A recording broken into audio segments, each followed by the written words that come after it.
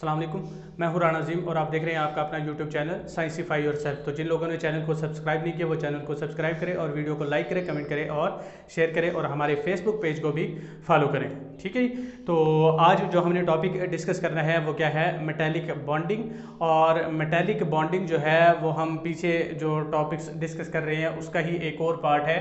हमने 9th class chemistry का जो सिलेबस है वो स्टार्ट कर रखा है और हम जो है पार्ट 4 पे आई थिंक पहुंच चुके हैं। आयनिक बॉन्डिंग डिस्कस किया हमने, covalent bonding, coordinate covalent bonding, और लास्ट में जो हमारा पार्ट है वो क्या है, मेटालिक बॉन्डिंग, उसको हमने डिस्कस करना है। तो सबसे पहले आपको डिफाइन पता होना चाहिए कि इसको डिफाइन कैसे करेंगे मेटालिक बॉन्डिंग को।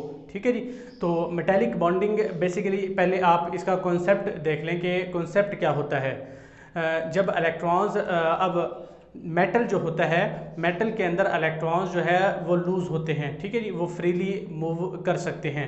जब फ्रीली मूव कर सकते हैं तो वो इलेक्ट्रॉन्स जो हैं वो क्या करेंगे, एटम से निकल के और बाहर चले जाएंगे। अब पीछे जो इलेक्ट्रॉन्स निकल जाएंगे, इलेक्ट्रॉन पर कौन सा चार्ज था, नेगेटिव। जब नेगेटिव चार्ज पीछे निकल गया तो पीछे क्या बच गया, पॉजिटिव चार्ज। ठीक है जी, तो पॉजिटिव आयन बच गया और इलेक्ट्रॉन्स जो है वो बाहर निकल गए। अब सारे एटम से निकलेंगे तो काफ़ी सारे इलेक्ट्रॉन्स हो जाएंगे, तो इलेक्ट्रॉन्स का एक किस्म का समंदर बन जाएगा और उसके अंदर पॉजिटिव आयन खड़े होंगे। ठीक है जी, तो इस तरह का जो स्ट्रक्चर होगा उसको हम मेटल का स्ट्रक्चर कहेंगे। और उसके अंदर अब जो पॉजिटिव आयन है और इलेक्ट्रॉन्स है, पॉजिटिव आयन पर पॉजिटिव चार्ज और इलेक्ट्रॉन्स पर नेगेटिव चार्ज, तो उनके दरमियान क्या होगी, एक अट्रैक्शन होगी और उस अट्रैक्शन को हम क्या कहते हैं, मेटालिक बॉन्ड कहते हैं या मेटालिक बॉन्डिंग कहते हैं। ठीक है जी, कि जो मेटल का पॉजिटिव आयन है और जो फ्रीली इलेक्ट्रॉन्स है उनके दरमियान जो बॉन्ड बनेगा, उनके दरमियान जो अट्रैक्शन होगी उसे हम क्या कहेंगे, मेटालिक बॉन्ड कहेंगे या मेटालिक बॉन्डिंग कहेंगे। क्लियर हो जाएगी बात। ठीक है जी, the bond between positive metal atom या positive metal ion and freely electrons या फ्रीली मूविंग इलेक्ट्रॉन्स, उसको हम क्या कहेंगे, मेटालिक बॉन्ड कहेंगे। ठीक है जी, तो हम क्या कह सकते हैं, इसके दरमियान जो मेटालिक बॉन्ड जो होगा वो किस किस के दरमियान होगा, एक तो क्या हो गया, पॉजिटिवली चार्ज्ड मेटल आयन।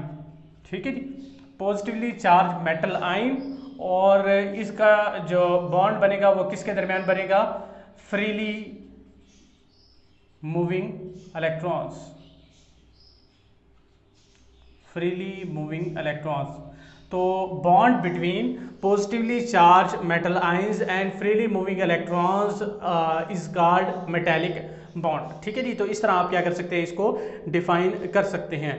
अब जो मेटल होते हैं, मेटल डिफरेंट एलिमेंट्स जो मेटल होती हैं, तो उनकी जो प्रॉपर्टीज़ होती हैं वो क्या होती हैं, डिफरेंट होती है। मतलब उनकी जो मेल्टिंग और बॉइलिंग पॉइंट है वो डिफरेंट होते हैं। ठीक है जी, उसके अंदर डेंसिटी डिफरेंट होती है, उसका टेम्परेचर डिफरेंट होता है, फिजिकल प्रॉपर्टीज़ मोस्टली क्या होती है, डिफरेंट होती है। वो डिफरेंट किस वजह से होती है, क्योंकि हर एक के अंदर जो इलेक्ट्रॉन्स है वो डिफरेंट फोर्स के साथ अट्रैक्ट होते हैं। मतलब किसी के अंदर ज़्यादा अट्रैक्ट होते हैं, किसी के अंदर कम अट्रैक्ट होते हैं, किसी के अंदर और ज़्यादा कम अट्रैक्ट होते हैं। तो जिसकी वजह से होगा क्या कि अब इलेक्ट्रॉन्स जो है वो डिफरेंट टेम्परेचर पर क्या होगी, रिलीज होगी। ठीक है जी, डिफरेंट आयनाइजेशन एनर्जी पर क्या होगी, रिलीज होगी। ठीक है जी, जिसकी वजह से तमाम जो प्रॉपर्टीज़ है, melting point, boiling point, conductivity, temperature, ये सारी चीज़ें क्या हो जाएगी, डिफरेंट हो जाएगी। ठीक है जी, तो डिफरेंट जो प्रॉपर्टीज़ है वो क्या हो सकती है, एक पहला पॉइंट तो ये हो गया, और दूसरा पॉइंट क्या है, डिफरेंट प्रॉपर्टीज़, डिफरेंट जो प्रॉपर्टीज़ होती है वो क्या होंगी, आर ड्यू टू, किस वजह से होती है, different force of attraction between, different force of attraction between positive charge metal ion and freely moving electrons. Clear हो जाएगी बात। तो इस तरह हम क्या कर सकते हैं, ये बता सकते हैं कि डिफरेंट प्रॉपर्टीज किस वजह से होती है। उसके बाद अब ये जो इलेक्ट्रॉन्स है ये मूव मतलब बाहर क्यों निकल जाते हैं, इसको हम कैसे क्लैरिफाई कर सकते हैं, इसको हम कैसे जस्टिफाई कर सकते हैं कि इलेक्ट्रॉन्स क्यों आज़ादाना मूव कर सकते हैं मेटल के अंदर। एक तो दो चीज़ें हैं यहाँ पर हमारे पास, एक होल्ड ऑफ न्यूक्लियस और दूसरा आयनाइजेशन एनर्जी। ठीक है जी, पहले हम होल्ड ऑफ न्यूक्लियस को देखते हैं। दो चीज़ें हैं, कौन कौन सी?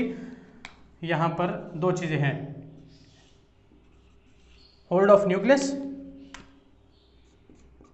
होल्ड ऑफ न्यूक्लियस, और दूसरा आयोनाइजेशन एनर्जी। ठीक है जी, तो हमारे पास दो कॉन्सेप्ट है, होल्ड ऑफ न्यूक्लियस और आयनाइजेशन एनर्जी। अब होल्ड ऑफ न्यूक्लियस और आयनाइजेशन एनर्जी जो है वो एक दूसरे के साथ कैसे इंटर रिलेट करते हैं और वो किस तरह क्लैरिफाई करते हैं, जस्टिफाई करते हैं कि इलेक्ट्रॉन्स कौन सा पहले मूव करेगा, कौन सा बाद में मूव करेगा। तो hold of nucleus, hold of nucleus क्या होता है? अब न्यूक्लियस के अंदर क्या मौजूद है? प्रोटॉन्स, प्रोटॉन्स पर कौन सा चार्ज होता है? पॉजिटिव। तो न्यूक्लियस पर कौन सा चार्ज हुआ? पॉजिटिव। अब इलेक्ट्रॉन पर कौन सा चार्ज है? नेगेटिव। तो होल्ड ऑफ न्यूक्लियस का मतलब है ये है कि पॉजिटिव चार्जेस जो है वो नेगेटिव को कितना अट्रैक्ट करके रखते हैं, उसको पकड़े रखते हैं, होल्ड करके रखते हैं। ठीक है जी, तो उसे हम कहते हैं होल्ड ऑफ न्यूक्लियस। तो जितना होल्ड ज़्यादा होगा उतना ही वो अट्रैक्ट करके रखेंगे और इलेक्ट्रॉन जो है वो उतना ही मुश्किल से रिलीज होंगे, मतलब जो मेटेलिक करैक्टर होगा वो बहुत कम होगा। ठीक है जी, मेटेलिक बॉन्ड जो है वो स्ट्रांग होगा, लेकिन जो मेटेलिक करैक्टर है वो कम होगा। क्यों? क्योंकि मेटेलिक करैक्टर जो है वो किस वजह से होता है? इलेक्ट्रॉन्स के लूजनेस की वजह से होता है। जितना ज़्यादा लूज होंगे उतना ज़्यादा ही मेटेलिक करैक्टर होगा, लेकिन यहाँ पर होल्ड जितना ज़्यादा होगा उतना ही मेटेलिक करैक्टर क्या हो जाएगा? कम हो जाएगा। ठीक है जी, उसके बाद दूसरा पॉइंट जो है वो क्या है? Ionisation energy. अब आयोनाइजेशन एनर्जी को हम कैसे क्लैरिफाई कर सकते हैं? हमने पीछे डिस्कस किया भी था कि आयोनाइजेशन एनर्जी क्या होती है? Energy to remove the loosest या loosely electron from the valence shell. ठीक है जी, तो वैलेंस शेल के अंदर से सबसे लूज जो इलेक्ट्रॉन है उसको हमने निकालने के लिए जो एनर्जी दरकार होगी उसे हम क्या कहेंगे? Ionisation energy. अब आयनाइजेशन एनर्जी अगर कम है तो क्या होगा? आयनाइजेशन एनर्जी अगर कम है तो इलेक्ट्रॉन को निकालने के लिए एनर्जी हमें कम देनी पड़ेगी, मतलब वो आसानी से निकल आएगा। जब आसानी से निकल आएगा तो मेटेलिक करैक्टर क्या हो जाएगा? ज़्यादा, लेकिन मेटेलिक बॉन्ड जो कि पॉजिटिव आयन और इलेक्ट्रॉन का है वो अट्रैक्शन जो है वो क्या हो जाएगी? कम हो जाएगी। ठीक है जी, वो अट्रैक्शन क्यों कम है? क्योंकि आयनाइजेशन एनर्जी क्या है?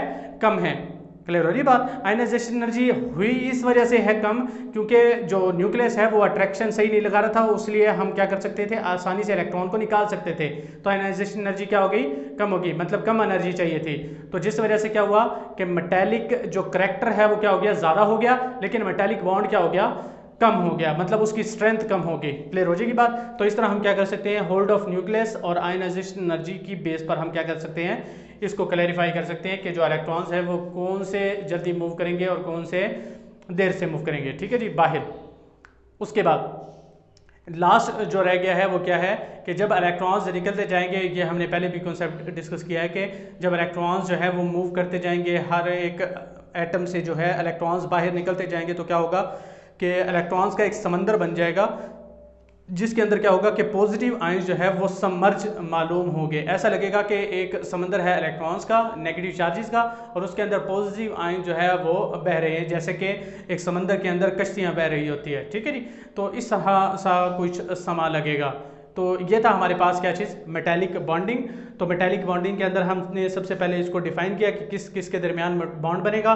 फिर उसके बाद हमने कहा कि डिफरेंट प्रॉपर्टीज़ किस वजह से होती है, वो अट्रैक्शन के बारे में हमने बात की। फिर उसके बाद होल्ड ऑफ न्यूक्लियस और आयनाइजेशन एनर्जी जो है, दो फैक्टर जो है वो किस तरह डिपेंड करते हैं कि अट्रैक्शन ज़्यादा होगी या कम होगी, इलेक्ट्रॉन आसानी से निकलेगा या कम होगा, या metallic character, metallic bond strength, ये सारी चीज़ें हमने डिस्कस की है। फिर उसके बाद लास्ट में जो है हमने क्या डिस्कस किया है कि सी ऑफ जो इलेक्ट्रॉन्स है उसके अंदर पॉजिटिव आयन कैसे लगेंगे। ठीक है जी, तो ये था हमारे पास मेटेलिक बॉन्ड। जो नेक्स्ट हमने टॉपिक डिस्कस करना है वो है पोलर और नॉन पोलर जो बॉन्डिंग होती है उसके बारे में हम डिस्कस करेंगे।